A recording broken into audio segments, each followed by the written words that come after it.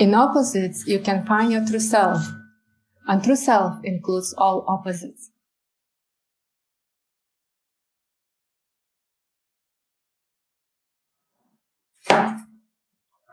But here is no opposites and also no true self.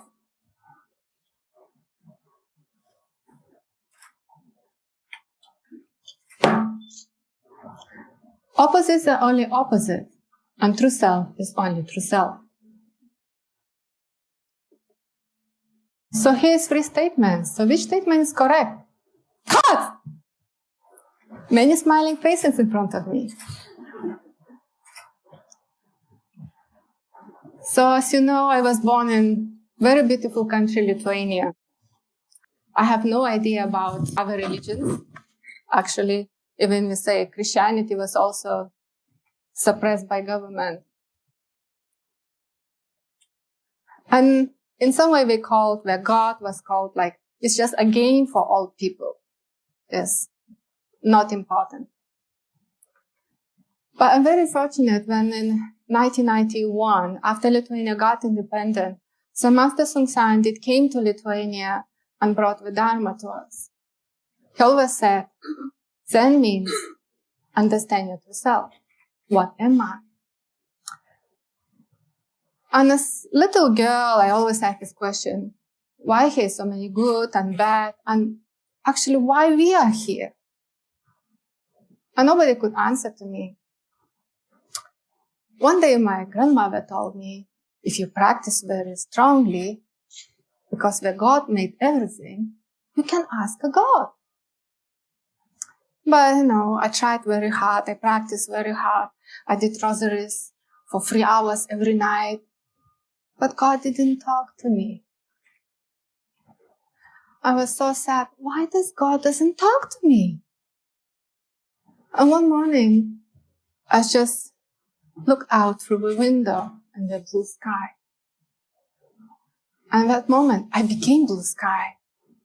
All the good and bad, everything just disappeared. Everything just was as it is. Everything was God. I was so happy. And from that moment, I just decided I want to become a nun and help this world in any way I can. One day, my friend called me and she said, he's some Chinese Zen master is going to give a talk. Are you going with me? So I was like, okay, I don't know. I never saw any Chinese Zen master. We just got independent. I never saw any Chinese person in my life. So I thought, okay, I go to see how it looks like. And it happened to be Bong Zen master. And his talk was so important for me, but I really immediately signed up for next day retreat. We have 3 days retreat and then opening Zen center ceremony.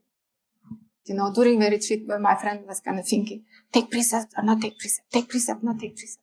So constantly fighting inside, should I take precepts or not take precepts? We think so long, but retreat was over. Finally, we decided, okay, we take precepts.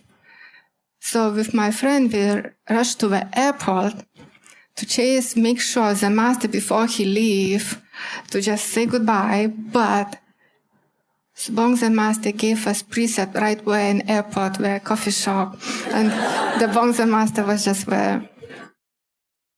After I started practicing, I realized that with our practice, with Zen nun, it fits me more. But to become a Buddhist nun, I need to go to Korea because in Lithuania I can't. So I worked very hard to save all my money to buy a ticket for Korea. So finally, I have just enough money for the ticket. So I signed up. Actually, somebody helped me to sign up for retreat in Korea, Shinwon-san. And when we got the message, I'm sorry, the retreat is already full. So I kind of was very disappointed, like not possible. And just in a few days, I received a postcard from Korea. And this postcard written by Bong Zen master, who already passed away 2 years ago. was what a surprise, yeah? And actually, I'm very grateful and thanks to Bong Master Jane McLaughlin, who find this and mail postcard and send it to me. And it just happened. It came back after 2 years. So I decided I continue to try. So I went to Poland, and then afterwards I did go to Wagasa and have my Hanja training. And thank you, the Bong Master, I did become a nun. And afterwards, Sung San Master called me and he said, like, you have to go to Hong Kong and help the Bong Monastery, where I find out that my teacher is the Bong Master Sifu. I'm really, really grateful, Sifu, for all this almost 20 years teaching me and guiding me and being me very good, clear mirror for me, so I can really grow.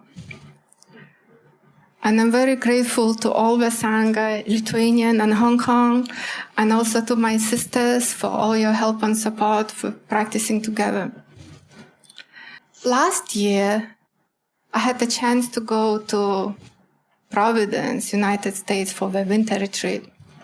So it's the first time I met so many of our Quantum School teachers. They are amazing. Really, we have very good teachers in our school. The Master, the Kwang Master, and all our Quantum School teachers for all your help and guidance and helping me to grow. But during the retreat, one of the teachers asked me a question. Are you willing to lie about anything? I didn't know how to answer. If I say yes, it means I'm a liar, yes? I'm a kind of not trustworthy person. If I say no, well, won't you be willing to lie to save somebody's life? So I got stuck. I don't know how to answer. But this question won't leave me. It would appear any place, any time. Even at nighttime, I was jumping out of my bed and just like, are you willing to lie about anything? This world, we have this opposite world. So we have inside, outside, like and dislike, and we attach to many opposite things, and we're fighting in this world. But this question was so strong that everything else was disappearing. But at the same time, every moment was very clear. The mokta sound, the chanting, the taste, the touch, the colors were so sharp and bright. And I realized this question by itself was helping me to be back to the moment. And I noticed that when I'm in the moment, I have a choice. How do I respond to each moment? And not only being controlled by opposites. Now, recently I had this story, I like it very much, about the story about two wolves. It's a grandfather teaching the grandchildren about the life. And grandfather was telling the children, it's terrible fight going inside me. Fight of two wolves. One wolf represents the anger, hatred, lies, desires, darkness. Another wolf represents the bright, the kind, the help, the generosity, the trust. So this terrible fight of these two wolves going inside me, inside you, and every other person. One child fought for a while and they just asked, so which wolf going to win? And grandfather said, the one you're going to feed. So which wolf you're going to feed? Do you see you have any choice? When you attach so much to your anger, can you just let go and turn and feed the wolf of kindness and understanding? Only time we wisely can choose when we return to the place before the anger and kindness. We call it before thinking. The time when you're in the moment mind, when you have a choice which wolf you want to feed. And actually, when you're really alive in every moment, both wolves disappears. When the we say correct situation, correct function, correct relationship become very clear. And then you can really help this world. So I sincerely hope we continue practice together. And moment to moment, return to our true self. Use all the opposites to help and save all beings from suffering. So now I have a question for you. How are you going to do that? After the ceremony, let's take a picture together. Thank you for coming tonight.